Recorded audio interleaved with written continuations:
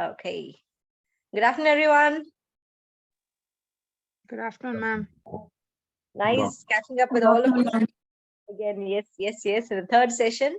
Of course, we couldn't see each other because I'm all able to see only the video muted participants, but then connecting virtually. Of course, it's a new normal. So if in case anybody wishes, or if your bandwidth supports also, please switch on the video so that we can connect each other. So not a compulsion, but just to connect with each other. So third class, today we have again more of adult learning in continuation with the previous session. Of course, about the PPT, Mr. Gurvinder was trying to connect with me in the last week, but I've been continuously traveling. So today, as soon as I finish this session all together, because we'll be completing this adult learning today. So all together, I will share this PPT to Mr. Gurvinder. So on that note, I'm quickly moving on to where we have left. So this is about adult learning that we are talking about. We have seen the principles, and now, so we're going to start with this. So what do you see in the screen? What motivates adults to learn? That's the question. So what do you think? Now, let's get into some interaction and then go about a little deep. So, Madam, I think there should not be any motivation, external motivation for the adults. There has to be internal motivation only. Then only they can learn, number one. If it is the forced kind of training from organization's point of view, then we experience that it becomes cumbersome for the trainers as well as the learners. Thank you. Beautiful, very beautiful answer. So any other perceptions to this? Yeah, to hone our skills to do better in our daily jobs. To do better, and the relevance is what one answer I got. Relevance and the need for learning. Okay. Some problem or some situation which they can relate with their real world problem or real world situation. Okay. Based on the problem, they want to learn if they want to grow in their careers. That's why it's for looking that they are smiling because they are learning new things and they feel this thing can also enhance their career. So, madam, I think that there should be some takeaways, that they should feel that there are takeaways from whatever training program they are attending to. And typically we say that there will be takeaways. Who wants to take away those takeaways? Thank you. Super. All answers. I mean, none of the answer is wrong. So we cannot say this is right and this is wrong, because it's all about adult learning and all of this. It's all perceptions, and we can understand how perceptions and opinions differ, and what motivates an adult to learn. It can be any of this. It can be any of this, or curiosity, or a simple need to know. It can be anything. Many researchers have actually come up with an array of answers like this, to this particular question over the years. And the truth is that adults are complex individuals. We've been talking about andragogy and pedagogy in the last class, the child learning and the adult learning, basically. So when it comes to adult, the truth is that there are complex individuals. So I think you all will agree with me. Not all participants, though they belong to one corporate or one community, or a homogeneous group or a heterogeneous group, however you segregate each of them, it is not like both of all of them are common, or it is not like one size fits all kind of a thing. I think you all will agree to me with this. I mean, one size does not fit all. Whatever kind of training, of course we have this learning objective, learning takeaways, the key takeaways that we give, the common the modality, the basic training, aids, tools, all of this we work from the start till the beginning. when it comes to learning, adults learning, we actually try to make this commonality possible because we want to make this fit into one size, but there are certain discrepancies in terms of fitting this shoe to everyone. So we need to understand more of this learning in terms of adult learning theories. That's what we're going to talk about today. How to define, or how to connect this learning need to the most appropriate solution in the adult learning. So this is very important for us as instructional designers or the trainers. It is important for us to understand how this actually works. I'll tell you what, when it comes to instructional design, for adult learners, understanding the principles of adult learning, will only help improvise their experience. As you all said, it is the urge. It has to come from within.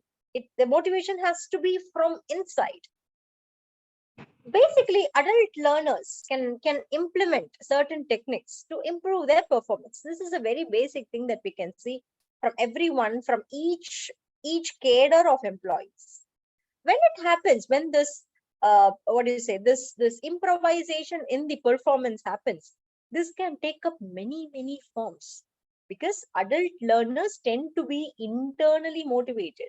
For example, I'll tell you, it might help to identify ourselves early on why behind your decision to enroll in a program. You have all, for example, you have all taken this ISTD course.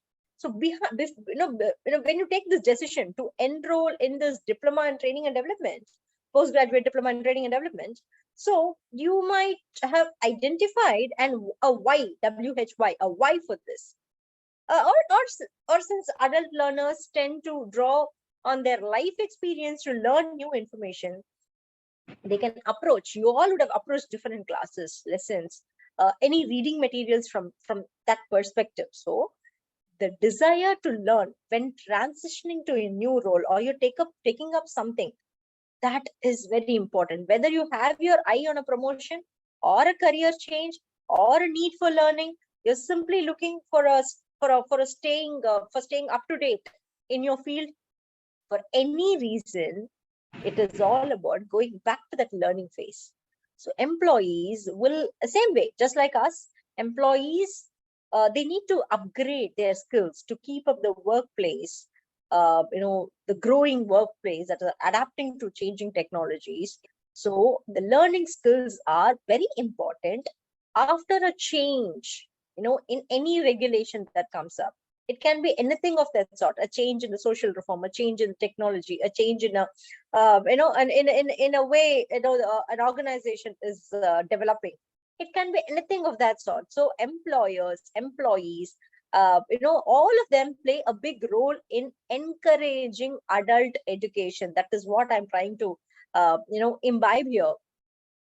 For managers, giving employees an opportunity to learn and grow at work, it gives abundant benefits.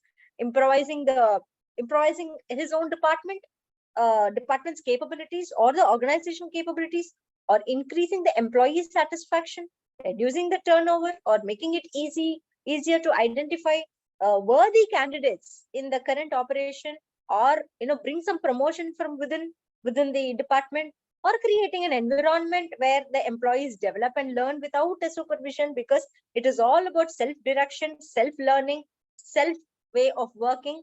Because today in the virtual world, post-pandemic especially, boss sits in Greece and employee sits in Spain and Poland and India and whatnot. So that is the diversity in terms of the geography we have today. So, it's all about self-direction, self-learning, self-implementation. So this will definitely help people, to get on their track. And it is also about fostering a healthy work-life balance. So for all of this, yes, adult learning is a very important thing. And when I talk about adult learning theory, because I say, it is not about, motivation, where does it come and all that. All of this are different, because you're dealing with people. It's not about machine learning. It's about, it's all about people. People matters. So different thoughts, different perceptions, different mindsets, different attitudes, different personalities. Oh yeah, so you deal with so many people as participants. And when it comes to adult learning, yes, we as instructional designers, we as trainers will have to have certain things in tune, inbuilt with us, so that we get this adult learning easy. We as trainers, or in case we are taking up the training, both ways this is applicable. So when it comes to adult learning, yes, most adult learning types, most adult learning experiences have some barriers, some learning barriers that are typically encountered by these adult learners, and that prevents them from trying new things, growing their skills, or obtaining some new knowledge. Because workplace training takes the largest thing in an adult learning, and we have to see what these barriers, learning barriers, are actually holding them. So I will start with few points, and then we will get into this theory part. So what could be these learning barriers? What do you see? Let me ask this question again to trigger the audience participation. What do you think are the learning barriers when it comes to adult learning? Timing, Time, money, finances. money, ma'am. And you have more responsibilities, especially if you're an adult and you're married, if you're in a family setup. Social life, Yeah. Perfect. social Okay. life, ma'am. Social life. How do you, Organizational sir, how do responsibilities. you think social life is a barrier? Can you explain Some so that people, some people even say the age. Age, can it be barrier? I don't think so, that age can be the barrier. As your age grows, actually the level of understanding goes up, wisdom the grows. level of Actually, as maturity you grow, goes up. your wisdom Yeah. grows. That's the idea. Ma'am, it could also be the attitude of the boss or the organizational culture. You may learn something, but the culture is such, or the attitude of the boss is such, that you may get demotivated and, Perspective, beautiful perspective. But also, madam, what is in it for me? So that awareness has to be aroused among the learners by the trainer or maybe by the arranger. It will help us a lot. Thank you. Super. Beautiful. Anything else apart from all of this? So yes, we have time, the social barriers, money, financial thing, and all of this. Of course, all of these are materialistic things, and I think there are a few things that we, as adult learners, should actually think in a different perspective to make this adult learning possible. One is focus. You know what? With only 5% of the work week that employees are ready to spend on training, yeah, because according to the most optimistic estimate, that's what it says. It is a statistic, okay, and it's evident that adults generally tend to have other priorities, like as you said, social barriers. That's why I asked you, like, what do you mean by that? So we have other priorities. It appears to us like it's too much on our plate, not only at our work, but in the personal life also, taking care of the families and all that. So that presents the challenge to stay focused on training and reduce distractions. For example, when you have this training, there is a noisy office environment. When you work from home, you learn from home. So children, pets, demand attention. Your family needs attention at home. Or, to again go a little deeper, maybe your smartphone addiction, just to give you an example. All of these are barriers so that your focus is in vain. So that could be one barrier. Number two, seeing the big picture. If adults don't see where they stand in a company, they don't feel valued or know what depends on them, training becomes unnecessary. Do you all agree with me on this point? If at all adults don't see Yes, where ma'am. they stand in the company, okay, or they know, I mean, what depends on them, or they don't feel valued, they don't feel participative, training becomes or training may seem unnecessary. Exactly, Employees, madam. What I feel now, that value addition, seeking the value is very important. So what happens in case of adults, typically the already learned adults, it becomes very difficult to convince them that yes, there is going to be some value addition out of this training. Unless and until it has been proved or it will be proved, then adults may lose the interest. Thank you. correct. So employees may simply not understand why their employer tries to involve them in the training process, or what results are expected out of them, and why is it actually expected out of them. So it is necessary for us to show that training and development are important for their growth in the company and to make the real impact on the overall business performance. So we must make the people see the big picture. So that's the second point that I thought I'll share with you. And the next point would be about having a purpose. In every situation, in every scenario, the same old dialogue pops in for us as human beings. What's in it for me? What is it for me? So adult learners wants to know exactly how this new knowledge is going to help them in life, help them in work.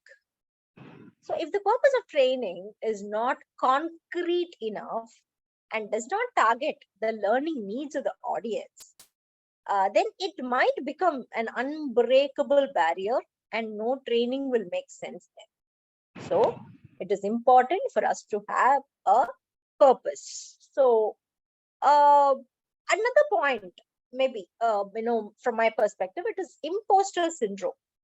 Generally, adults tend to fear not knowing something they perceive to be essential for their new role and or any other career path or a different profession. Fear of criticism adds to this. So any knowledge can be gained, toxic self-doubt, feeling unsatisfactory. All of these are harder to resolve. So if the training topic is something new for the adult, they may suffer from imposter syndrome, and that may hinder the growth and this development in a huge way. So just to distinguish this critical aspects of adult learning, education theorists, education psychologists, they have all elaborated theoretical frameworks that helps reinvent learning practices beyond the school, the college, the workplace, and all of that. So over the last century, a number of different theories have gained prominence, actually speaking. There is no single theory that explains how or why adults learn best, but each one sheds light on a particular aspect of adult learning, and that is what we are going to see now. Yeah, all ready till now? All okay? Yes, ma'am. Ma'am, there is one more symptom, I know syndrome. So adults are also suffering with this symptom. I know. That is also the one of the factors which is inhibiting them to acquire the new knowledge. Very Because true. everywhere you will find, if you try to say something about any adult person, he will say, no, I know. So I know syndrome is a very prevalent, especially in India. Beautiful point. Beautiful point. Okay. So adult learning theories. Adult learning theories, of course, as I mentioned, any good training program is an incredibly important part of any organization's success. So it is the first thing that new employees come into contact. It helps engage all the existing employees in terms of upskilling, in terms of creating the foundation where the employees will interact with the organization's knowledge base, tuning in them with the organization's knowledge culture, learning culture. So to fully optimize your organization's training program, it is important for anybody to know, understand, and apply how these adult learning theories are. So now we will get on to the theories one by one. So what do you see in the picture?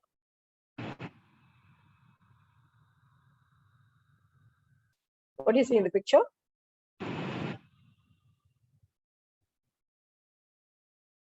Any idea? Just to trigger your participation. Anyways, I'm going to talk about it. It's a first order lever. First order lever. Beautiful. There are some theories as per your syllabus. Yes, please. Work-life balance. Work-life balance. Okay. All right. You can also put it in the chat if you think, if you have some perspectives about it, and I will be talking about it also. And I am actually going on par with your syllabus only. These theories have all been mentioned as part of your syllabus, and that is what I have taken to present it for you here. And apart from that, there are many number of theories like this also. Yeah. So the first one, what your syllabus talks about, is this theory of margin, work-life balance. Someone has said yes. This McCluskey, he was the one who actually introduced the theory of margin somewhere in the early 1960s, 1963, if I'm not wrong, if I will have to perfectly talk about it. So he believed that this theory was relevant for understanding adults' lives, especially as they are aging, like whenever someone spoke about this aging. So aged or various demands, various pressures have increased. He believes that being an adult, means like facing continuous growth, continuous change, continuous integration, wherein constant effort must be made to use this energy, the so-called energy available for meeting up many normal living responsibilities.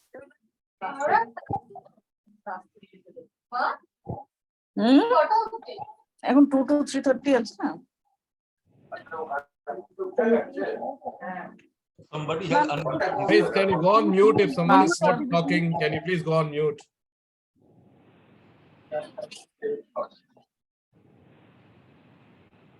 Okay.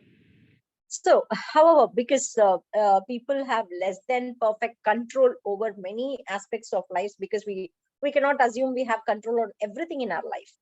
So we have to find ways to be prepared in terms of meeting unpredictable crises, unpredictable problems. That's what McCluskey says.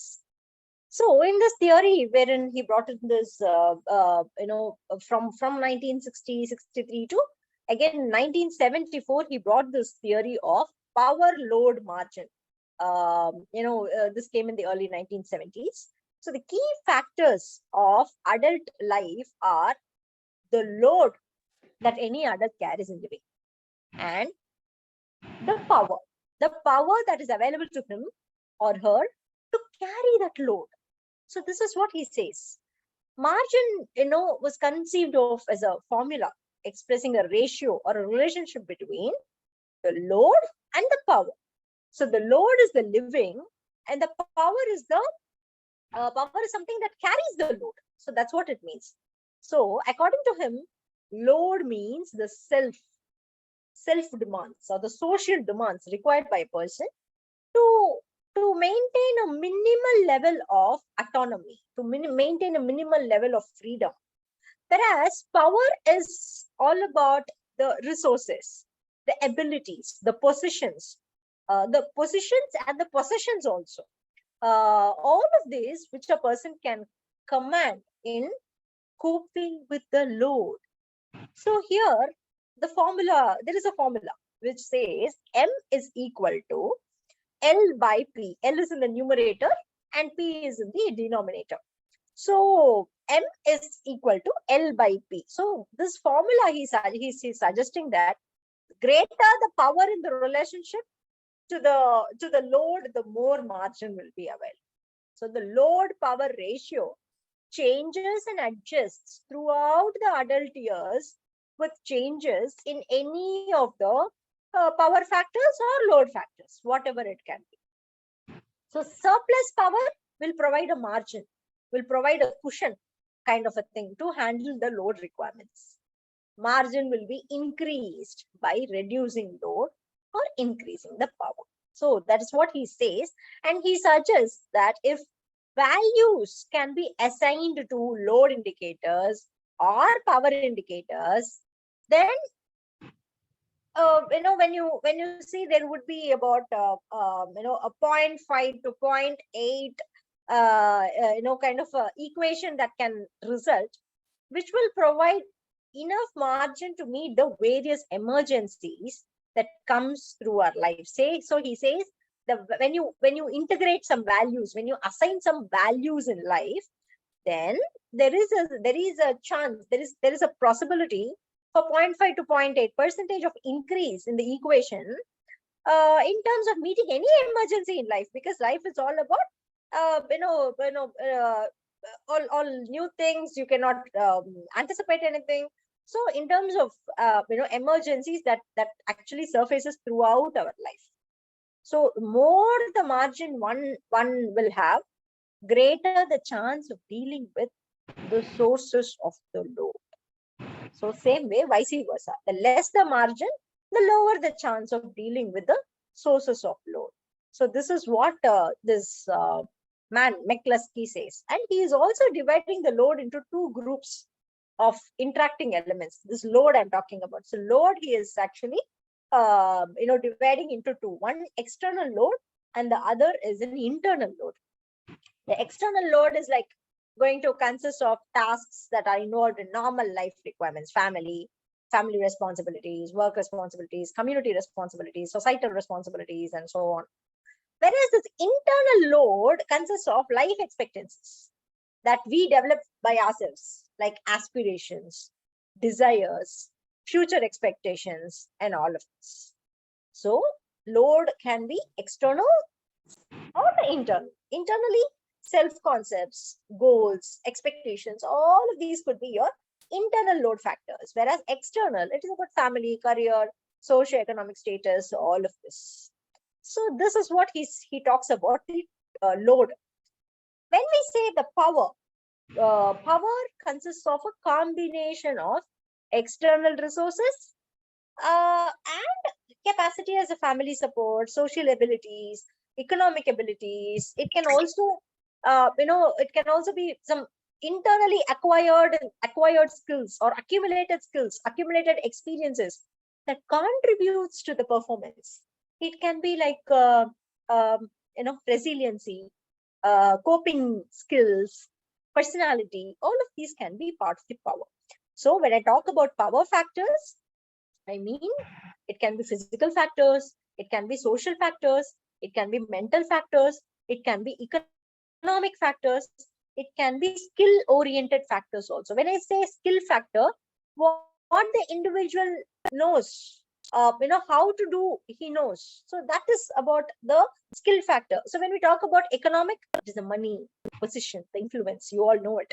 So mental factors, the ability to think, ability to reasoning. And when it is about social things, social factor, how do you relate with others? In terms of physical thing, the strength, the stamina, the energy, the health that we all have. So all of these contribute to learning. That's what he says. All of it contributes to the power to when to have this load coping up with the load. So a person's performance will be a function of various load dimensions and values, as well as a capacity to carry the load. That's what McCluskey says. Margin will be increased by reducing the load or increasing the power. So it is up to us on how to balance this.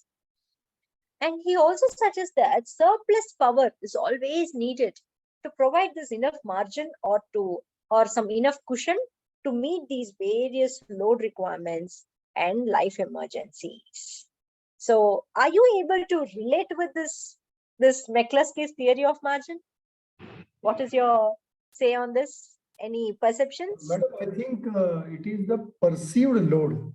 Like you also mentioned about the perception, whether the load is there or is not there, that depends on the perception. And also when we talk about the life, we mean by life we mean chaitanya or urja, energy, to assume or absorb that load and move on. Thank you. Beautiful. What he says is, it is about the perceived load. Sometimes, we perceive things. That's what he says. So what is your call on this hope and purpose, that circle that is hiding behind the load of life? What is your perception on this? Just to again trigger some participation here. What does it mean?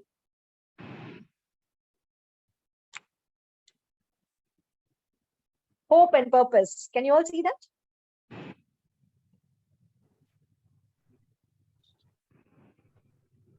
It's basically maybe the expectations from ourselves, or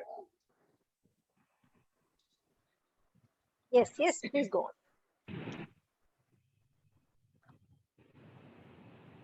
So here he says, it's all about, of course, a load of life, where you have this power to manage. So some background about power to adjusting is also important.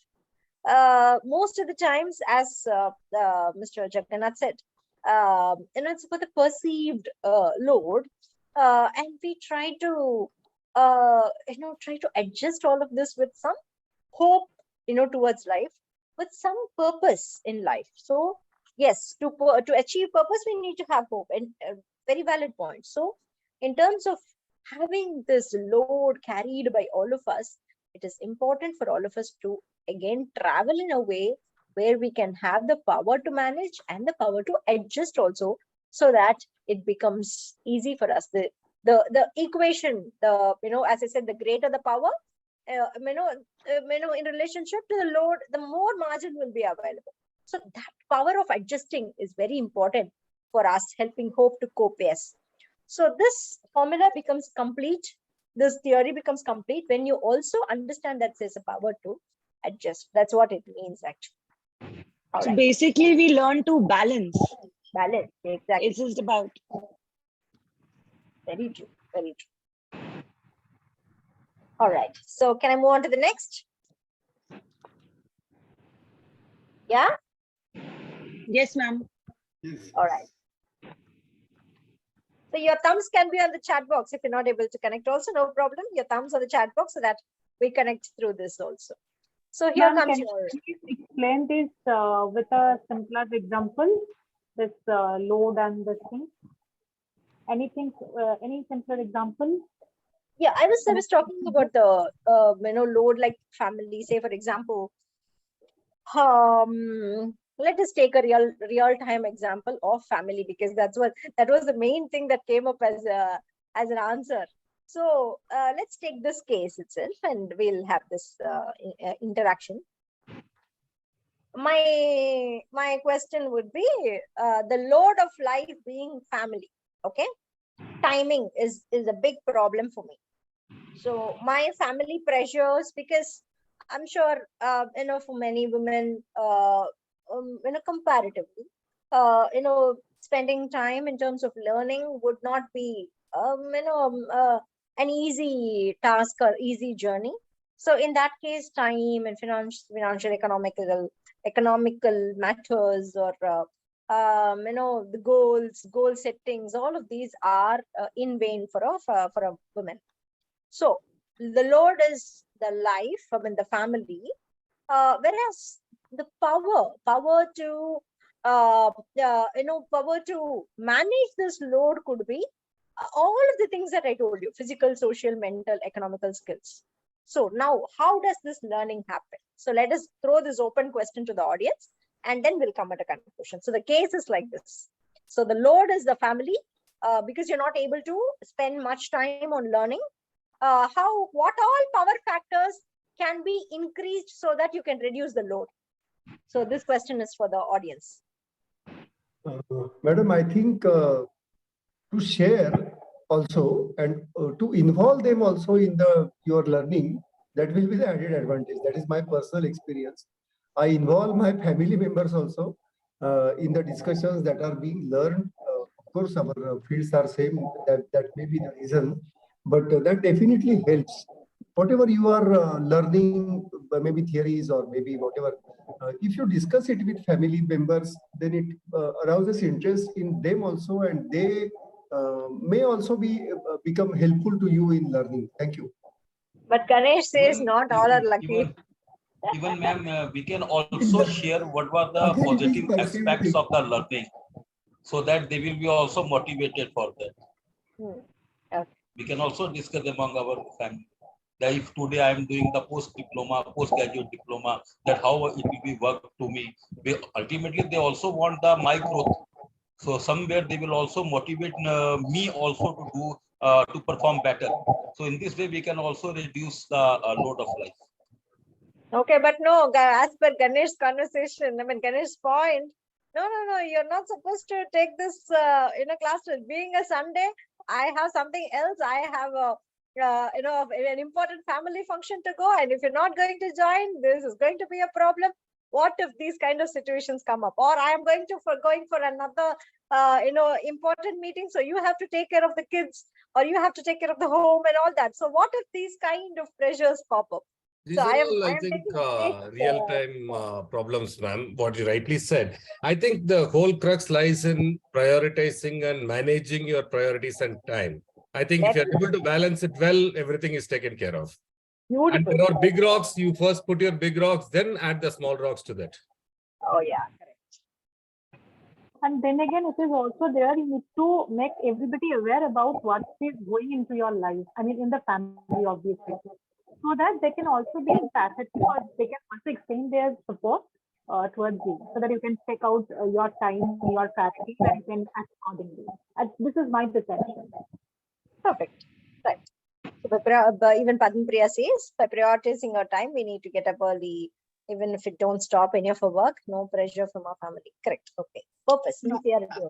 Not everybody is blessed with a family who understands that a training need or a learning need is important for a woman, especially if she's a mother, and if especially weekend is the only time she can contribute to the family. So having an understanding family, having in-laws who understand that a woman's self growth, her mental health, her physical health is equivalent and important as others' health is important. So I think it's important that a female should take a stand and establish this is the time I need to study, and I need that time for myself, and planning ahead for the next couple of weeks. I understand there are family events coming up, whatever, planning ahead a little bit, prioritizing, and making your in-laws or your parents, your spouse or anybody understand that this is my study hour, I need the time and the bandwidth. And somebody said that involving family, you're lucky your family can get involved. Not everybody will be keen on my learning path. In some cases, my husband may not be that well educated. In some cases, my husband's field of work would be very different from mine. So I feel like, first of all, if you are cornered or if you have so much load where you have to balance whole life, first start delegating, start talking about it, have those conversations with whoever parties are involved, and have that power in your hand to dictate what is important for yourself. So just speaking it because the problem statement was mostly about women and babies and other stuff, right? I'm speaking it on behalf of in one scenario. Yes, because I just want to take one scenario, so hence I have taken that, because yes, again, ma'am, this is a very common thing that it's a very common thing. Yes, ma'am.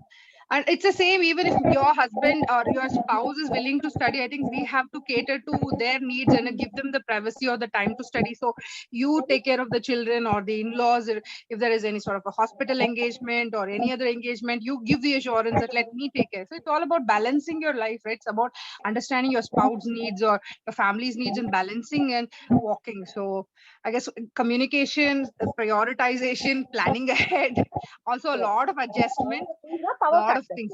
Power factor, basically. Very valid point. And when you had mentioned this point, Mansa, like actually, it also pops up to me about my journey. Basically, Yes, ma'am. when I connect this with ISTD, basically, I also have done my ISTD diploma program in somewhere. Okay. I belong to the early 60s batch somewhere. So that time I did my ISTD.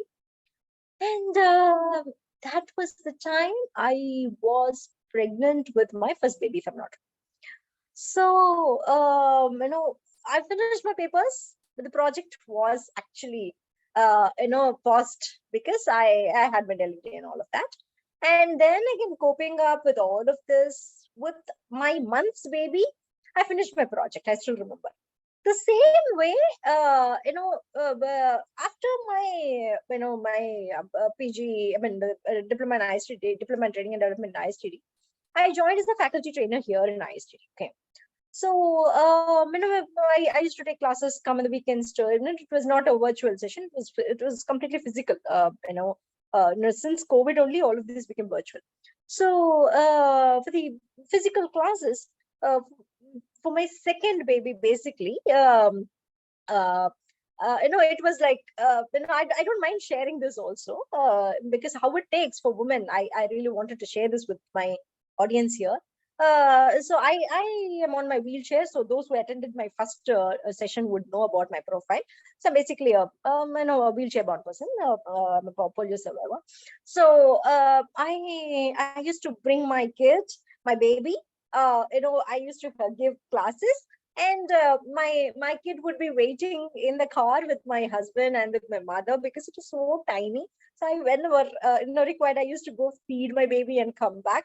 All of this happened because it is ISTD. I thought I will share with this. With ISTD itself, I had been doing all of this tremendously because I had this passion for training, especially at ISTD. So all of this I did. And so many instances, we as women, as you all said, it is to be balanced, it is to be prioritized, it is to be delegated. All of these are the power factors. You need the physical, thank you, it needs to be, you have to have this physical power, you have to have the social power, mental power, economical power, of course the skill power. So all of these power factors are very important. Ma'am, truly inspiring. Thank you so much for sharing. Seriously, thank you so much for sharing. Really inspiring. Thank you.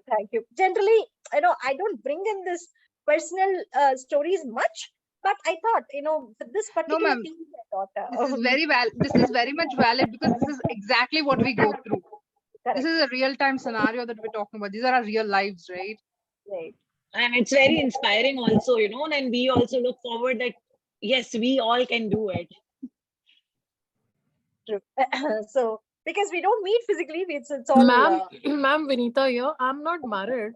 I chose to stay single, but I'll quote something on the thing which you have shared now. Vulnerability is underrated. That is what I can say. Very good sharing, ma'am. I get your perception. In some cases, vulnerability even is considered as weakness, and especially if it's a female, it's even considered to be weak. Okay, it's getting. I mean, we're deflecting. Sorry. Yeah. That's the reason I also don't want to get too much into it. So yeah. So of course, all of these perceptions are welcome. And okay, now let's move on to the next theory. So this one, yeah, can you see this? Self-directed learning. Self-directed learning. This is by Malcolm Knowles. So this theory of adult learning was somewhere in the late 1990s. And this is all about self-directed learning. This is a process where individuals take some initiative to diagnose the learning needs, from oneself, form some learning goals, identify what are all the available resources that we have, and implement a learning plan. And don't stop with that. You also need to assess your own results. That's what this theory says. It's more of self-direction. It is all inside you, and you have to go on with this. It's a process. It's a process from understanding what you want, to setting goals, to identifying the resources, to implement and to assess yourself. It becomes a training process for yourself, basically. So this is what is SDL, and this often occurs with, of course, the help of some resources like teachers, mentors, peer groups. Some resources you need to depend on. And it also requires the learner to be able to access the appropriate learning that he or she needs. Not only access, but also select for ourselves which training is really appropriate for me. So that is very important as it comes to self-directed learning. So the learner exercises some control over the learning decisions he or she takes. So this is what this theory says. It actually holds in some concepts of how adults self-manage, how adults create a theory with the premise that adult learner takes some initiative to understand what he or she needs to learn. Here the learner also sets some learning goals, as I said, follows a learning plan literally, and evaluate the yourself, or evaluates his or her own results basically. So the learner will also try to seek out those who can help them. It can be mentors, it can be peers also. This actually happens everywhere in today's learning environment, and this will respond positively actually to being in control of your own learning journey, putting in some time to make some informed decisions, and also incorporate learning on a daily basis. So this self-directed learning is actually well suited for self-motivated learners, those who respond well to technology based learning. This type of learning also works well with subjects that have some concrete answers, black and white answers, rather than gray areas. So what I mean here is, a learner might see a need to become proficient in a new language, say for example. So self-directed learning would be helpful in this, because they can seek out some apps, they can seek out some books, they can get into some conversation groups. There are so many social media groups also, so they can review their own progress, and it will be very clear answers as to whether or not they are using the language correctly. So this is one example for self-directed learning. Learners will be able, they need not be able to evaluate their own results to see how they're progressing with the learning, but it also helps others to also add some value, and assessment happens that way. In which area they need to focus on, all of these self-directed learning will happen through the peer group, through the community group. And if I have to give some example also, there are many community programs that have come up. I actually have seen many of my entrepreneur friends who are doing this. Fitness has become a community learning today, and it is all self-directed. People will all form a community, get into this milestones of losing weight, for getting into that fitness mode. What all priorities that people will have to have in terms of food, in terms of diet, in terms of exercises, they all share their photographs, their videos, so that it becomes a community learning. So it's more of a self-directed learning. And here the resources are more of their peers. The resources are more of the mentor who is driving this community learning. Can you relate this example with you? Have you all seen such kind of a learning, or have you heard anything of this sort? Yes, definitely. Yes, ma'am. Yes, ma'am. Yeah, Yes, All ma'am. nutritionists. Correct. All nutrition, even the yoga teachers. Yoga teachers. Yeah. Thanks to COVID, it has brought out many such self-directed learning in different streams, in different domains, basically. So this SDL can be a useful training tool. It is made much more useful by having a trainer to facilitate this. And this person can be, on hand to assist the learner as they perform their self-assessment work. There's alongside learners to identify the proper starting point for the learning journey, helping the learner access the resources that will be going to help them well. And the facilitator acts more as a mentor, a guide, a source of encouragement, than a teacher, basically. Being available to help whenever necessary, but allowing the learner to the space, that he or she needs to self-direct the learning. So there are some criticisms also on the self-directed learning point that, it can be difficult for some learners, especially those who have, less education or a low literacy skills or a low self-confidence person. So this can be, these can be criticisms as part of self-directed learning theory. But the results might be different, from person to person. You may not get some planned or desired results at times, and learners may take more time to fully engage to the subject than those have some strict programs. So this type of learning will be a valuable part of a blended training program, and especially in terms of upskilling and all this theory helps us out. So any value add to this theory also? We are open. Anybody would like to share some insights on this? We're open.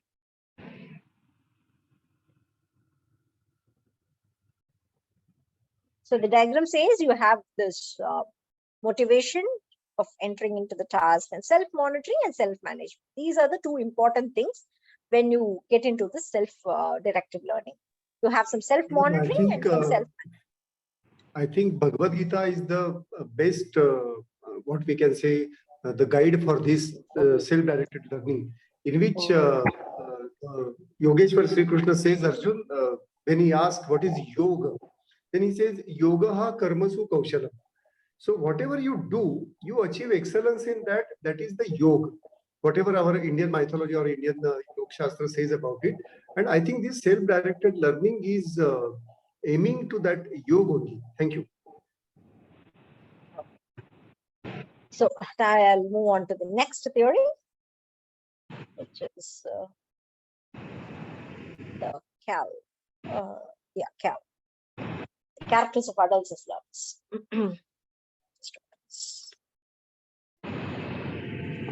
Are you able to see the picture? Yes, ma'am. Okay. Yes, ma'am. Okay. So this is by this guy called K.P. Cross. Somewhere in the 1980s, early 1980s, Cross, he presented the characteristics of adults as learners. This model, in the context of, actually Cross, it is, I think she's a woman, basically.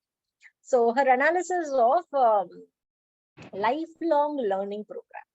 So this model actually attempts to integrate, many other theoretical frameworks for adult learning, like andragogy, experiential learning that we saw in the earlier class, some lifespan psychology. So she combined many of this to bring this CAL theory. So this CAL theory, this model consists of some classes of variables like personal characteristic, situational characteristics, personal characteristics like, aging, life phases, developmental stages that we have in our life.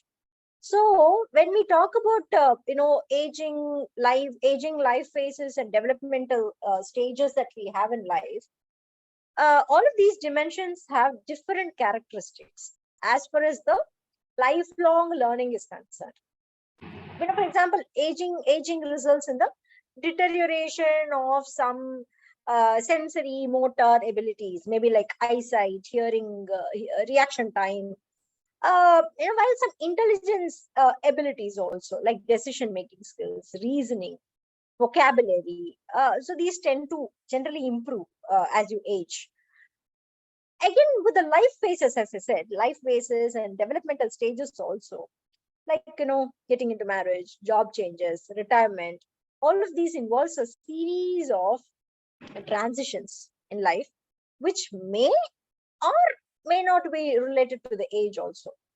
Whereas situational characteristics, these characteristics consist of some, part-time versus full-time learning kind of thing, voluntary learning versus compulsory learning. So the administration of learning here is strongly affected because of, the part-time kind of a mode, because you have some schedules, you have some locations, going here and there, some procedures for all of this. Whereas the full-time mode actually pertains to the self-directed, the problem-centric nature of most adult learning. Okay. I will give you some application understanding for also for you to understand this also. So this CAL model is actually intended to provide some guidelines for adult education programs. So, literally there's no research to support the model, but, let's take this as an example. Okay. Consider some 3 adults. Okay. Who are these 3 adults? A nursing student, a new parent, and a middle-aged social worker who are taking up a course on child development. Okay. So each of these individuals differ in the age. Say, for example, the nursing student is in the 20s, the new parent is in the 30s, and the social worker, middle-aged social worker is in the 40s. So they have this different development phase, different life phases here. As you see, adolescent age to striving young stage to a matured stable stage. So 20, 30, and 40 kind of thing.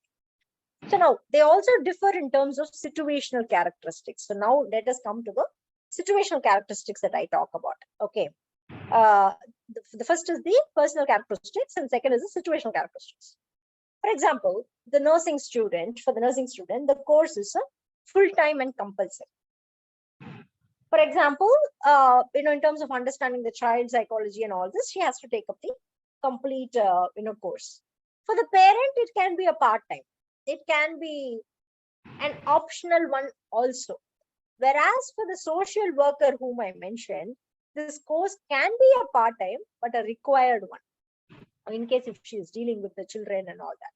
So this is what Cal says. According to this model, he says a different learning strategy might be necessary for these 3 kind of individuals to accommodate the differences in personal characteristics and situational characteristics. So that's what he says. Are you able to understand this? Yes, ma'am. Yes, ma'am. Super. Any perceptions for this? If you want to share any insights, we are open.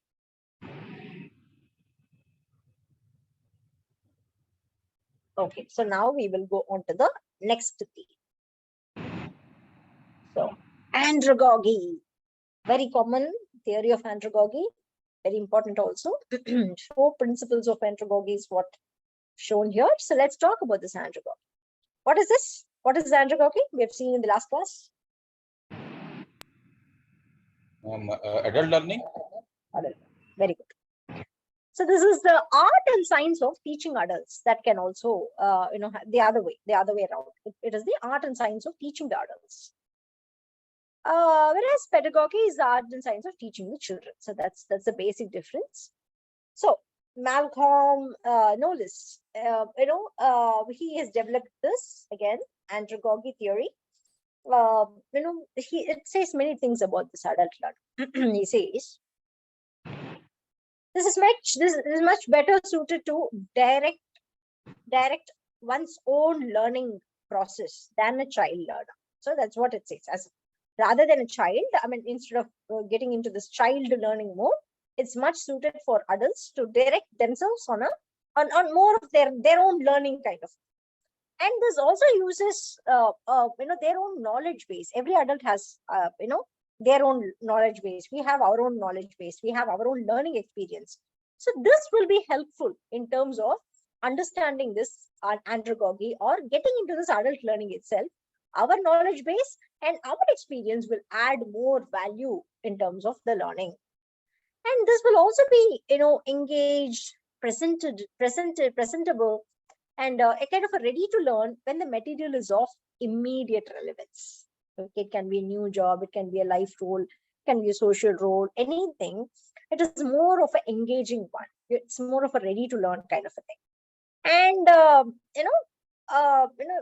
people want to be able to apply new information immediately to solve the problems in life, because that's how andragogy works. So you learn something, you try to implement immediately.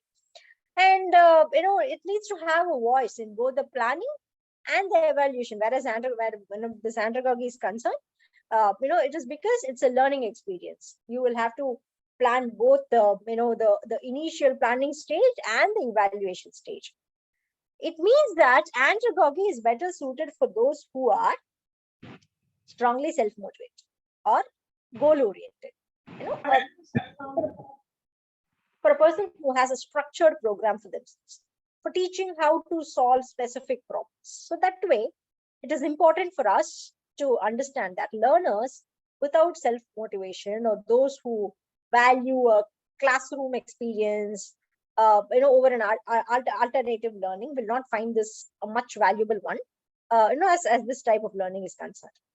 So here, when it comes to criticisms, every theory will have some criticisms. So some criticisms were like, people pointed out that this type of learning will not work across, many cultures, all different cultures and all this. So to use this andragogy in training, the instructor should create a space that welcomes few things like collaboration, with materials that are relevant to the learner's needs. The instructor should demonstrate why this lesson is important to learn, and using some real world examples of how this concept will be valuable to the learner. So the learner should actually come through, doing rather than, memorizing and all that. It is more of doing. Okay, I'll tell you what. And any organization can effectively use this andragogy in its training program by setting out some common problems that the learners can encounter in their new role. Example, I'm giving an example for this, okay? Then assisting in the learner to develop solutions to their own problems. So this could be one example. And basically this theory, Malcolm Knowles elaborated some principles of adult learning. Okay, and this principle says adult, of course, we have discussed more of this in the last class, but let me explain these pointers also. Adults learn better from their experiences and their past knowledge, and that will be taken into account. Say, for example, while planning I'll give you an example also for this so that you understand this andragogy theory. So when planning a course for adults, okay, you try to appeal to their professional background, whether it is whether it is going to apply, or provide some related examples. Adults will learn new knowledge better if they link it with, if you generally link it with the real life experiences. So this is one principle what Malcolm says. And adults also favor a pragmatic approach, and they must be able to apply learning to solve a specific problem. That's what this andragogy says, where for example, the practical example could be clearly articulating the why, as I told you, the why behind the training program, and make it speak for itself. It is important for for the learners to anticipate the question, what is it for me? And make the very little of your training material answer this question. So this is another important principle. And adults are mostly interested in learning things that have immediate relevance. So blend theory with practice and exercises, role plays, then they apply it immediately. So you have to blend this theory. And adults also need to be involved in the planning and evaluation of the instruction. And when you involve your learners in the planning, the execution, the assessment in the training program, where you can collect the feedback, update the training material accordingly. So it becomes a complete one when it comes to andragogy. So that is what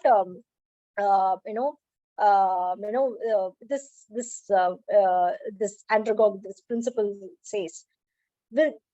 This principle is actually suited for self-motivated learners, structured formal learning, kind of persons with applied goals, where you have some specific problem solving things to solve. This is what andragogy says. So are you clear with this theory?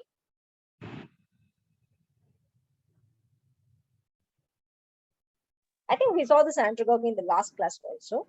So now I will move on to the next theory, which is the proficiency theory of adult learning. Proficiency theory. This is by Alan Knox. Alan Knox. So he was one of the adult education professor at some university which has long been interested in some aspects of adult learning and all that. So he has been writing about adults as learners, and through many books, and where it actually provided comprehensive information regarding both adult theory, adult learning, and some teaching adults and all that. So what this person says, he has developed an inaugural issue also on new directions for continuing education. So his perceptions were all different, and it served as some source books for many literary things. So he deals extensively with what he calls as practitioner proficiency.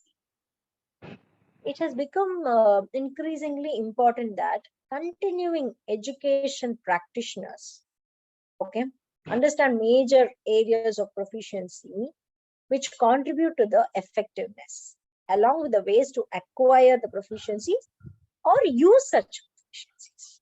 That's what he says. It's all about proficiency. And he believes that to be successful, continuing educators need to develop some deliberate strategies to increase the personal proficiency. So he has also identified some major areas like for strategies for helping adults learn, including understanding the field of continuing education, understanding adults as learners, having some positive attitude towards lifelong learning, obtain some effective interpersonal relationship skills. So all of this, he says, are important. And he has also outlined some areas of proficiency for administrators, teachers, counselors, policymakers. So all of this. So proficiency theory is more of a explanation of the teaching learning transaction for adults across varied groups. It contains many generalizations regarding the human learning. Also generalizations that are important for adults with characteristics. It can be, in terms of characteristics of human learning, it's all about learning ability, age, and experience. We've been talking about this. So he says the capability to perform satisfactorily, if given the required opportunity, with performance, referring to some combination of attitude, knowledge, skill, the person can actually be proficient. That's what he says. And he also speaks more about how teachers and learners understand the discrepancies. And he uses needs assessment and evaluation activities in understanding, in examining, or in assessing the proficiency. So there's more of understanding of discrepancies between the current proficiency and the desired proficiency. So that this helps to explain motives of adult learners, or which is not only going to help that, it is also going to enable those who help adults learn to do so responsibly and effectively. So we as instructional designers need to understand how this proficiency is going to help. And when it comes to proficiency theory, proficiency oriented learning, this has more potential for helping adults to achieve at highest possibility level.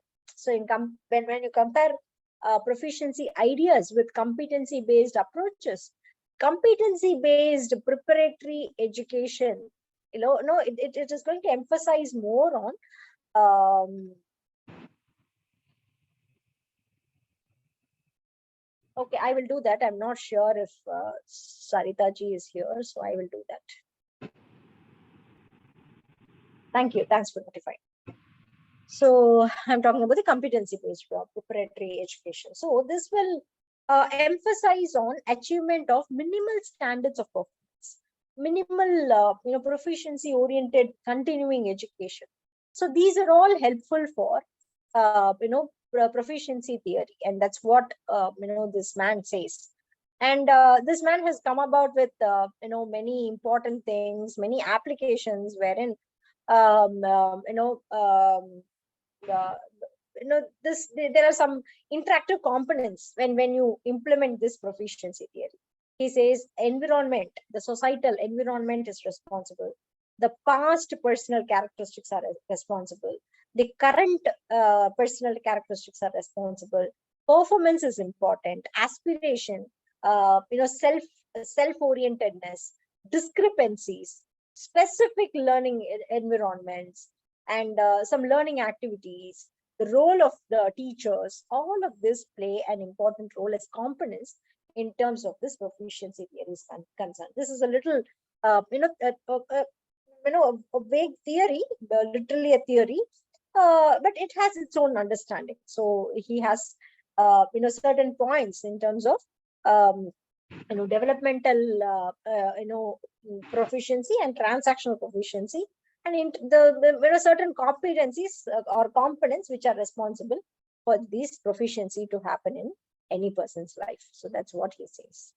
So any insights on this you can share, or else I will move on to the next theory.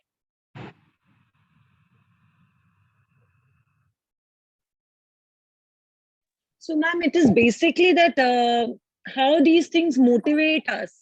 The theory is about that. Like all this, the environment and everything. So it's like how we are motivated by these. How we are motivated, now, because what you're trying to do is, we are, as I told you in the beginning, there are many barriers for people to learn, people to get into this learning thing. So we are trying to bring in different perspectives, different dimensions of how people get into the learning part. So different theorists have given different perceptions on this adult learning. So that is what I'm trying to bring into you, that some people will understand learning as part of load and power, some people through the self-direction, some through the proficiency. So I'm giving you different perceptions through these theories, so that as instructional designers, we understand how these adult learning strategies work, or adult learners will generally learn subjects. So these are different perceptions, these are different theories. Madam, I think it is a part of CPD, continuous professional development, which many organizations make it compulsory for the people, especially the knowledge workers, to have this CPD, number one. Second is those who are self-employed or self-professionals, like maybe doctors or lawyers or even chartered accountants and so on, they are forced to keep learning throughout their profession. So can we link this with this proficiency theory? Thank you. Yeah. But as you said, is very much appropriate. That's what it says, and it is all about continual education. It is all about adult learning. It is all about how CPD. Proficiency makes in it comes in through different environments. What you said is right. Thank you. Oh. All right. Shall I move on to the next theory? This is the transformation. Yes. Yeah, this is the transformation. Is it viewable? I think it has a diagram on. Okay. Oh. So that's more of experiential theory. That's what we can say with the understanding of the diagram and the topic. This is by Jarvis. I think yes, Mr. Jarvis, the theorist. It was again in the late 80s that he has brought down. He notes that all the learning begins with experience, but specifically he identifies some disjunctures as the starting point of the learning process. So what is this disjuncture? Disjuncture occurs whenever prior knowledge proves insufficient to address a problem, which we experience currently, or it creates some disequilibrium, discomfort in our lives. So disjunctures are some unique experiences because they are kind of puzzling you, disquieting you, not to reject, not to ignore, but to attend to it and reflect on it. It's more of a state of being puzzled, state of being unsettled. It breeds critical reflection, which actually triggers learning. So that's what this man says. Here, I'll explain you. In the slide, that I've given you, life transitions are unique experiences that can be that can be seen as some important disjunctures. We take for granted some worldviews, which prompts us to seek some new information, some explanatory models to understand, to experience. This will simulate learning. This Jarvis model, actually, if you look at the program, the diagram, he reveals that, for him, learning from experience or learning from transitions is a process. It will engage the whole human being in such a way that, the transformation happens. The emotional aspect, the cognitive aspect, the social aspect of human existence are all considered in addressing these transitions, because it's more of encountering the real life world. So that's what you have to see as an experience here. So the transition is conceived as socially constructed opinions, some emotions, thought process, actions. All of these come into picture when we say about experience, right? So when some complex circumstances arise as a result of transitions that you experience, here these resources bring about all of these important aspects of life. So the emotion, social constructiveness that we bring in. So if you look at the diagram, so what is it? Is the whole person is that is how it is perceived, the body, mind, the self, and all of this. So what is this experience all about? It's all about socially constructed, as I told you, socially constructive opinions. So here it gives in three important aspects of human life. The emotion, the thoughts, so the reflection of it, and the action. So what happens? The person in the real world is changed, and the change is memorized. Person becomes more experienced, and there is a next learning. The changed whole person is the output. He who faces the life world. That's what this man says. This is all about the transformation of the person through experience, or the experiential learning. Would you mind giving an example for this? Anyone who wants to share some insights on this? I'm talking about the experiential learning here.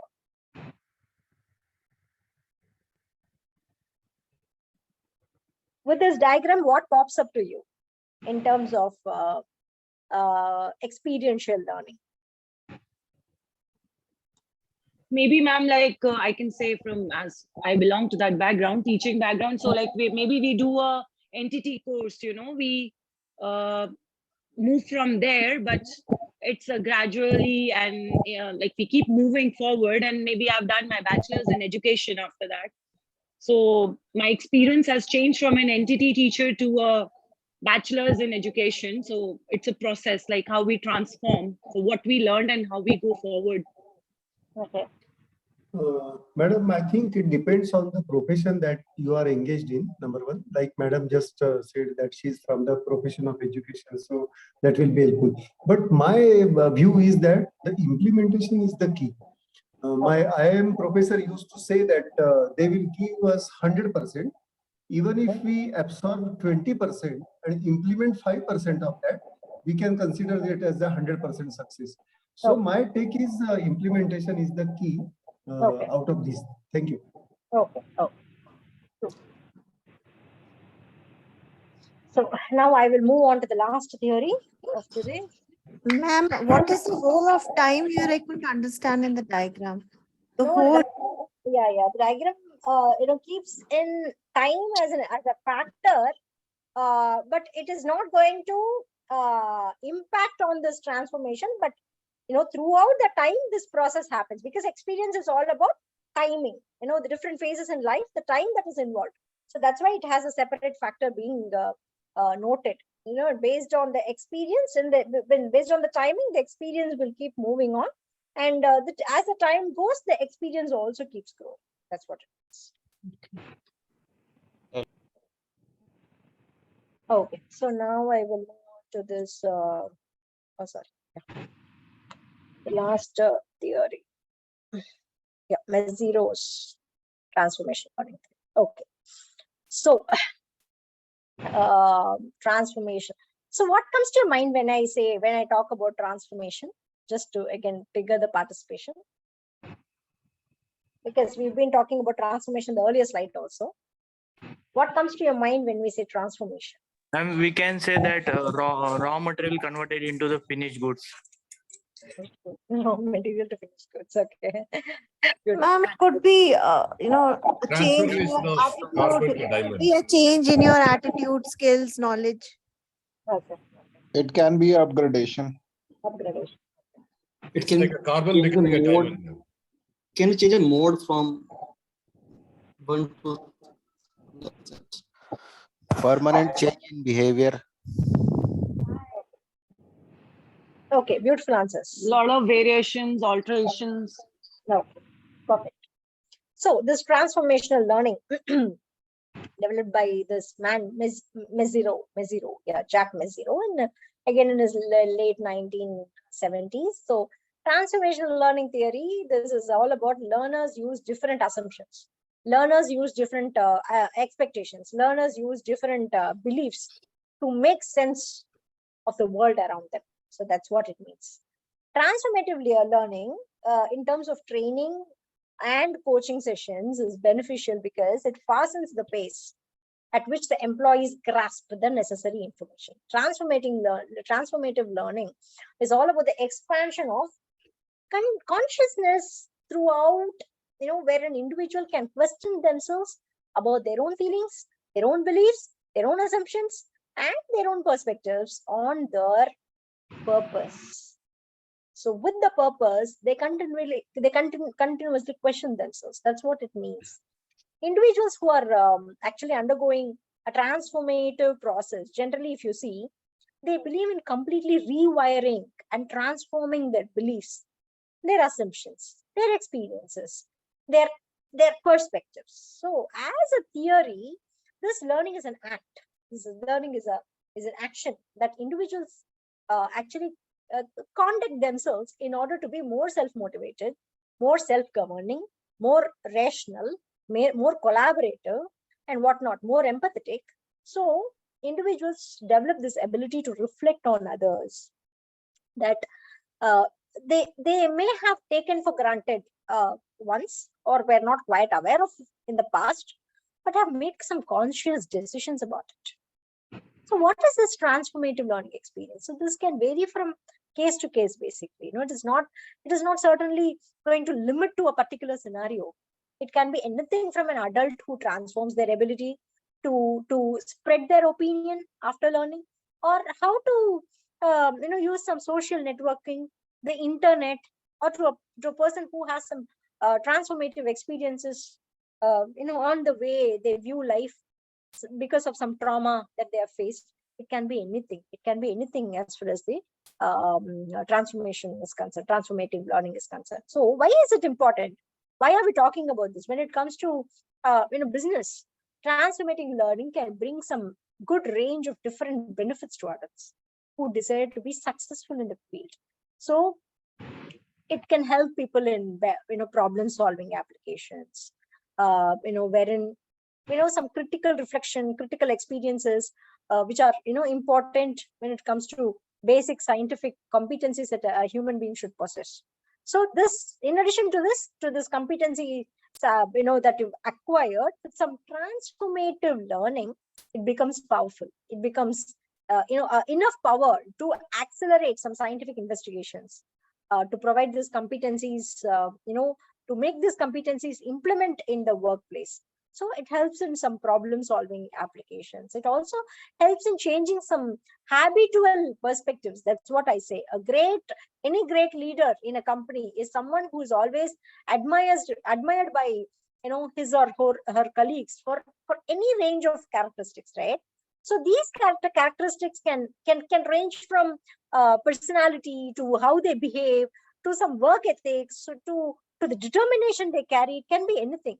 So such role models can have a significant impact in any employees, habitual perspectives. So it becomes a transformative one. So this theory is needed for that kind of a role model and all that. It also can be helpful in terms of struggling with developmental and transition problems. As I said, there may be some transition points in life. All of us have this transition process, and adjusting with these periods is always possible for us, with only with critical reflections, the perspectives that we carry towards this transformation. So it helps us to reconstruction our life. That's what is important when it comes to transformation theory. And in terms of the job and workplace adaptation, there are many transition periods in life. We all know that. It can be, at any point in life, 2 years down the lane, 5 years down the lane, 10 years down the lane, it can be anything. So there are various transition points in work, social life also. It may not be able to, you may not be able to put an end with traditional thoughts, traditional actions that you're already acquiring. But people may overcome problems like adapting to job, adapting to the workplace, adapting to the promotions that they get, adapting to change of jobs, adapting to retirement. All of these helps in transformative learning. So these approaches are very important, very much required for societal developmental needs. That's what I would say. Societal applications, which will be helpful to perform together as a team, as a set of as a team of employees, as a team of entrepreneurs, as a team of cooperators, as a team of administrators, whoever, as a team of instructional designers. Yeah, so this is very important, and it also helps in many social projects. Basically, in terms of transformative learning, it can be beneficial for applications where individuals are more effective, more critical, more creative. It also helps in people to get into that. And transformation learning theory, it always results in viewpoints, expectations, assumptions, and it has some components which I've mentioned. Whatever I was talking, it has some 10 components inside it: critical reflection, rational disclosure. It also has centrality of experience. As I said, experience is one important point. So with all these 10 important components, there is a transformation that's happening among the people, and this helps many adults to bring different kinds of learning: instrumental learning, communicative learning, learning in during this transformation, reflection about a content, about a process, about any setup. So it brings in new learning schemes, new transformation perspectives, new plans, new programs, new elaborated meanings to life. This is what it says. So this is about the transformation theory. So with this, we are coming to a closure. So as I said, but till this, I will be sharing the PPT to Mr. Gurvinder, and he might be emailing you the PPT. So can we wind up now? Yes, ma'am. Yes, ma'am. Thank you very much for this session. Beautiful. So thank you. Thank you for being the lovely audience. Meet you in the next class. Thank you.